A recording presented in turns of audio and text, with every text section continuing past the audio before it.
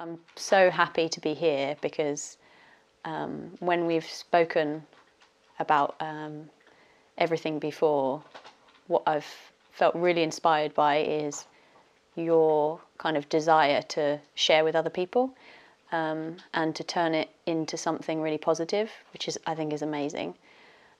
So when you were younger, what were you like when you were younger, and what was kind of the first time when you started to really think negatively about yourself or have any issues like that? I was always really imaginative as a child. Yeah. And like my mum used to say, "Oh, you can entertain yourself," because I was very creative and sort of I could make up imaginary games. But I was always quite shy and sort of awkward, I guess. But I was really academic as well. So as soon as I got to school, it turned out I was really good at, studying. And then so that kind of took over. But I was always sort of shy and on the outside a bit. So did you struggle with self-esteem and things like that at that point? Yeah. As well?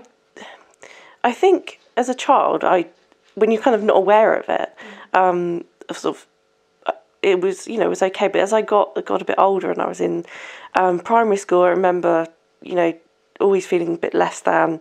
There were only 9 girls in our class, and that actually, which isn't a lot. It's not, and girls can be like, and it was always like you would have groups, and then it would change, and I just always felt like I wasn't part of, and I think that it just kind of, I didn't have the social skills. Yeah. And so, it did impact my self-esteem. So how old were you? How old would you have been then? Because primary school, you're very, very young. So I'd say probably only really started to come into effect like in the junior end. So from 8 till you leave at like 11. And sort of by then, when I went to secondary school, I felt really, low self-esteem. About just about everything, I suppose. Yeah. And I'm guessing that probably affected the way that you responded at school, or did it have any impact on your kind of the education side of things and how you were with that as well? No, it didn't affect my education. That was the thing I was good at. Yeah. So I was the good girl. I never got in trouble, never got detention. Yeah. And I got top grades. That was kind of like who I was. I could do that well. Yeah. And then I was never like the real sort of outcast, but I was never right in the centre of a group either. I could flip, but I never belonged to anywhere. Yeah. So how did that manifest itself as time went on? Was it kind of noticed by people, or was that something that you kind of tried to keep kind of hidden? Yeah, I tried to keep it hidden. I think if I felt like uncomfortable, or I would just pretend that I didn't. Yeah. I just wanted to blend in, really, and all those feelings I felt, would be a bit embarrassing. If I said, actually, if there were 3 people walking home from school, I'd be the one at the back. Yeah. But I pretend it didn't bother me. But it did, because you start to feel, well, what's wrong with me? Why am I the one who's always left out? Yeah, and you want to be involved, and especially when you're going through teenage years, to be a part of something, I think, is a really important part of growing up. Yeah. So to feel like you're not part of that, it would have a big impact on you. Definitely. It was only really when I got to about 17, and I went to sixth form that I started to feel more included. Yeah. But there was always still that element of just not belonging. Yeah. So how did that kind of end up kind of going? Because I know at some alcohol has been a big part of your journey. When did that kind of start kicking off? So in my teens, she drink. So before sixth form age, I could just drink. Like I just had the capacity. I could. At 16, when we went to, you'd have kind of little parties or sleepovers. I could drink a whole bottle of wine. It's not normal, and my body could tolerate it. And not be throwing up everywhere. Yeah. And it just gave me confidence. And I felt finally like, oh, this is what I've been missing. I'm normal. And so 17, obviously, at that point, you could still get into places slightly before 18. Yeah. Pubs still served you. Nowadays, I reckon it would be a lot harder. But so I could drink a lot, and I did.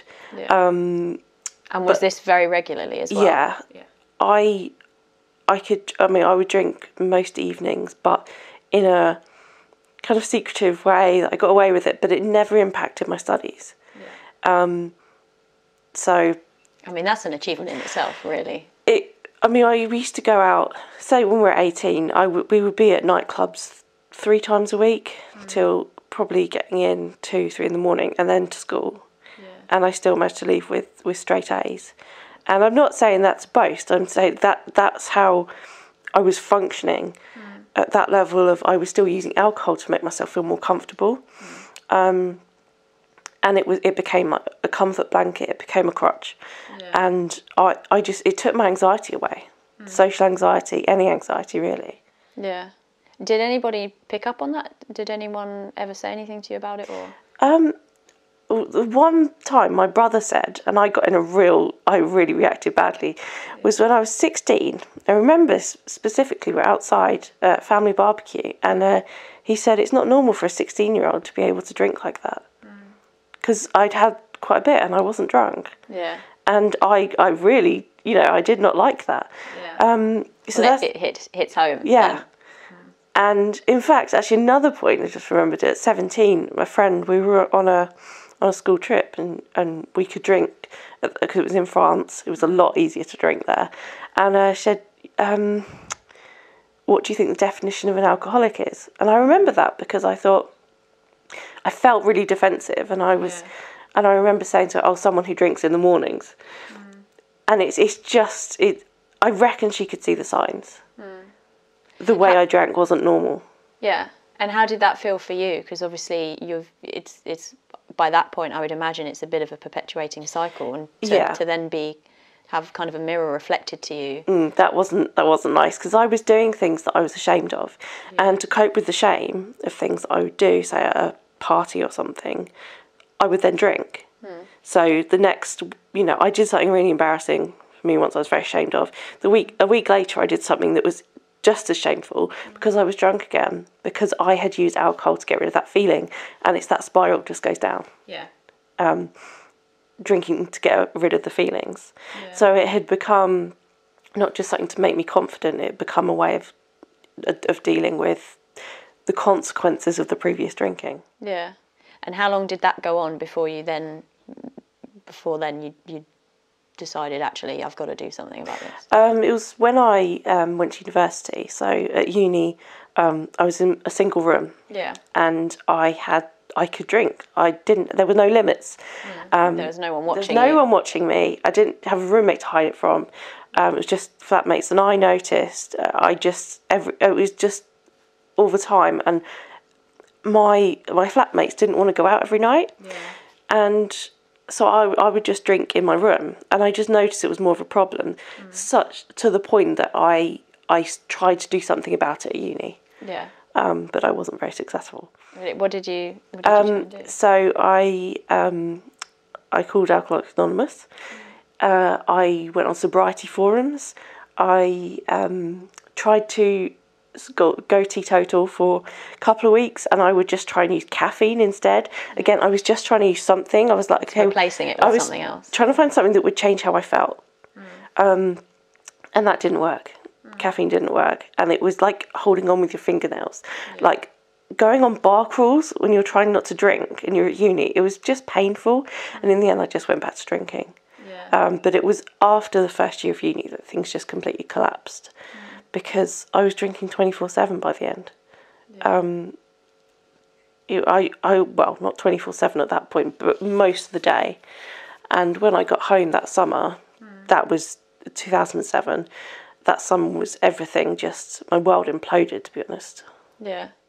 The one thing that I really admire about you in the time that I've known you is you've now learnt to take yourself out of situations that make you feel uncomfortable, or take you back to that place where you need to rely on something like alcohol, which I think is a hugely admirable thing to do, because it takes a lot of self-knowing and a lot of strength.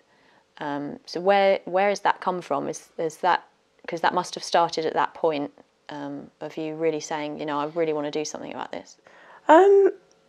That taking myself out of situations came a lot later, actually, because I went through, once I'd gone to rehab and everything, I went through a time where I couldn't drink because everyone was watching me. But I wanted to desperately, and I was like raging against this. I was like, this is unfair.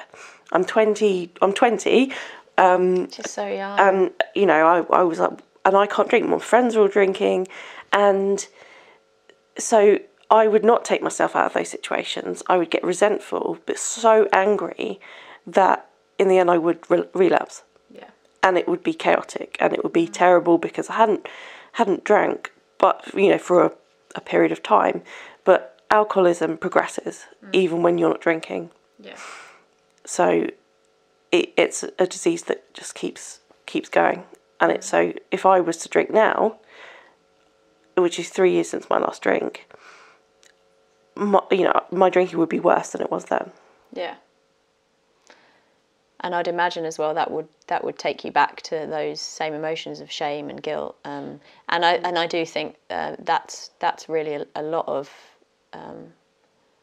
where these things kind of develop and are allowed to continue, because it's the emotions that are kind of taking you on. It's not wanting to feel those emotions, just wanting to change how you feel and using a substance or a behaviour to take that away. It's like I was born with, and that's my belief, is that I was born with this, or with alcoholism, but with the mental side of it. Obviously I wasn't born drinking alcohol. Yeah. But the feeling of, they describe it, like in my recovery program, as having a hole in the soul. And it's like you're trying to fill it, whether it's with alcohol or drugs or food or like self-harm with meat or not eating, or some people have gambling, all this stuff. We're trying to fill something inside that just always feel empty. Yeah. So what do you fill it with now? What have you learnt through the whole journey? It's a spiritual solution. Is the only thing for me that I found work as a 12-step program. Yeah. And it's not religious, which a lot of people think, it's religious. It's a spiritual solution. It's finding belief in something that's greater than me, which just means having some faith. I'm not religious, but that it doesn't mean it's easy. Like, oh, I've got faith now, everything's solved. It's having faith and daily thing of having to work on that program. So it's not always easy, and I have turned to, and I still, I do have other behaviours. I don't drink, but the other things are just, everything's waiting there for me. I have to remember, that alcoholism is still, it's like, it's on your shoulder, it's doing press-ups. It's just waiting for those weak moments. Yeah. It's not going to go anywhere. I'm never going to be able to drink safely. Yeah. So. And do you still have those moments where that kind of little alcoholism voice is saying you should do this or you should do that? And how do you deal with that? Because when it's a daily thing, like, that's quite hard. I don't have a compulsion to drink anymore, and that's what it was before. It was absolute compulsion. There'll be moments, I think, sometimes, say in summer, and you go past a pub and so there's cold pints of beer or whatever, and you're like, oh, that would be nice. And then it kind of shocks me sometimes. Yeah. Or like, oh, I wish I could just have a glass of wine and relax, or take, and it's those thoughts. And then instead of panicking about them, I have to think, well, that's kind of natural for me because that's what I used for years. So it's just a thought. Yeah. And then I just have to play that tape forward and think, okay, so if I had that, what would happen? What would happen tomorrow? Where would I be? I don't know, but I know I'd feel awful. Yeah. And I don't know where it would take me. I don't know if I'd survive. That's the fact of it, is that it's a killer illness. Yeah. And I know that you've experienced people around you going through it, which must have a big impact because you've seen the effect that it has. Yeah. I've seen, alcoholism, it's deadly. And it's really, when you see it close up, it's with people that you've you know, gone through things with. That's really hard. Yeah. It's a good reminder for me, but I would never obviously want that to happen, to have that reminder. But it's a reminder that that's where I could end up. And so with the support groups now, because you attend support groups regularly now. Yeah. Right. Yeah. What part has that played? Kind of getting with other people that have been going through it and are going through it. That's, you know, it's essential for me. I need to, because that reminds me of everything, you know, and it is a reminder. I think that's having the fellowship of other people is key, because you know you're not alone. Yeah. Because I can't do this on my own, because I tried and it didn't work. But I know I keep coming back to the word reminder, but alcoholism is the disease that it tells you haven't got one. So it tells you have not got an illness. So I will, if I don't go to, for me, my recovery program is meetings and fellowship. If I don't do that stuff, I will forget. And one day, it could be in a week, it could be in a year, it could be in 10 years, my head or the illness will tell me, you're safe to have a drink. And I'm not. But I will forget how it was. I'll forget where it will take me. Yeah. Which is insane. It is an absolutely insane illness.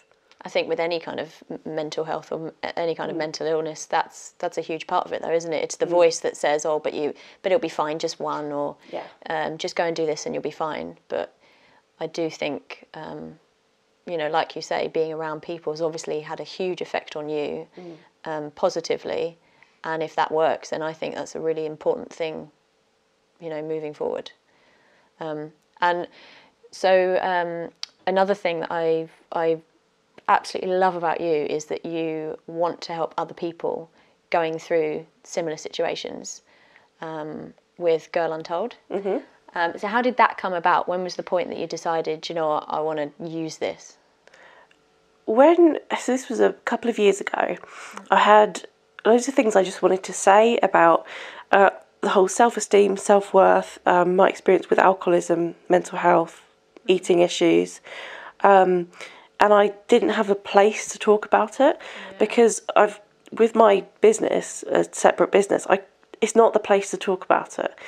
And there are things that I just want to put out there so that people, if they're going through it, might, you know, it might resonate with them. So I created the blog, which I don't actually use that much. I don't blog, but I use the Instagram. And you know, use Instagram stories and things for people to follow along, and just so that it might help someone get some identification, help people on their journey. Yeah, which I think is a really amazing thing to do, because just hearing from somebody else who's gone through the same and is continuing to go through the same, I think that can have a huge, huge impact. And I remember a conversation that we had in the car recently where you'd kind of come away from it and you hadn't been posting, and you'd kind of realised that you'd, without realising it, shied away from the, you know, negative side and the self-destruction side of things, because of only wanting to put the good out. And that I found so inspiring to hear. Yeah, I hadn't realised that obviously social media is you get the gloss and the perfection. And I thought, because I'm aware of that, I think we are aware that social media is a trap, and we've got that level of awareness that young people now don't have. They're just right in it, and they don't know that social media isn't real. Yeah. Does that make sense? Yeah. And I thought I had enough awareness that I wouldn't fall into that trap. But actually, by not sharing when things were bad, I was just in that cycle. Yeah. Like, I only want people to see me when I'm doing something positive. So for me, when I'm working on my health, I don't want to share with people when it's bad. I'd fallen into that trap. Which is so easy to do as well. It is. Because I think as well, when you're not feeling yourself, you don't want to share. You don't want people to see that. And I think actually that's really important, you know, for people to see that sometimes you're not okay. And sometimes you wake up and you think, I don't want to do this today. And, you know. I was finding it hard to, I kept thinking I need to be inspiring. That's when I was doing it, because I was leading, you know, I was sharing my story, and it got tiring because I can't always be inspiring. I can't always be positive and be this person who's completely recovered and doesn't have bad days, bad weeks, bad months, you know. Yeah. And let me tell you, when we had that conversation, and even now, that's what I've found really inspiring. Hearing when you've said, do you know what, today I'm not feeling wonderful, but actually I'm going to do something about that, and I'm going to, if I need to just sit, then that's fine. But you know, if I can go out and do something and change that, then great. Those are the bits that I find inspiring, because it's you being so honest with yourself. And I think that's what so many people need to hear. You know, they need to hear the good and the bad, and that's just normal, you know. Yeah. And has expressing through Girl Untold given you another level of confidence? How does that make you feel to be able to put that out and know that people are responding and able to see it? You know what, sometimes, I mean, when I get messages from people saying, this has really helped me, or it's really inspiring me, or, you know, it does really help my confidence, because I know what I'm doing is helping someone. Yeah. But it's still really scary putting stuff out there. Yeah. Because that fear of being judged is still there, that low self-esteem is still there, to be honest. But knowing it helps people is actually the best feedback, rather than getting messages even saying like, oh, you're doing really well, is great. But when you get someone to messaging you saying, that really helped me today, like, oh my God, I needed to hear that, and knowing it's helping someone else, it does build my confidence. Because they say to build self-esteem, do esteemable things. Oh, I love that. I've never you not heard that? No. And that's Say it again. to build self-esteem, do esteemable things. And I think what I'm doing with Girl Untold is an esteemable thing. It's, you know, so. It is. And also you're putting what's going on internally, externally. You know, you're expressing it, and you're using it in a more creative way to be able to express what's going on and not let it sit. And you know, and sharing things takes the power out of it. So if I'm inside feeling awful, feeling guilty about, say, if I'm struggling with my eating or something, if I share that, how I'm feeling, it takes the power out of it. It's not as strong anymore. And that's why I think sharing is so important. Yeah.